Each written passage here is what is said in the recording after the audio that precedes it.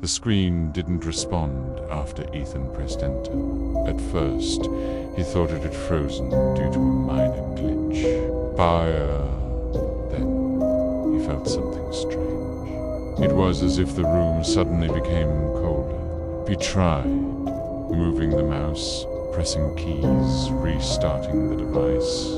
Nothing worked. Suddenly, lines of code began appearing on the screen, forming and disappearing quickly, in a language he had never seen before. Then, a single message appeared. Connection established. Connection established.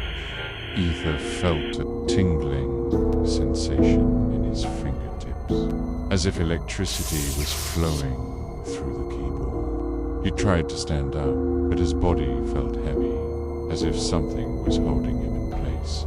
The screen turned off, then turned back on. This time, it showed a live feed from his device's camera.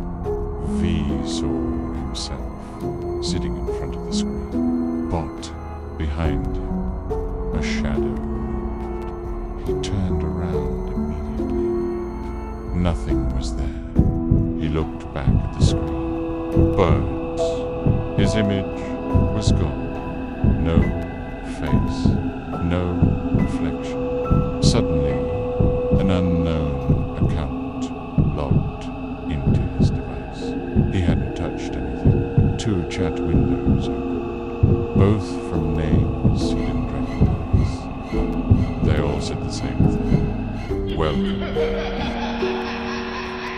That's when he realized, Doctor, what he had opened wasn't just a program. It was a gateway to something beyond his understanding. Something with its own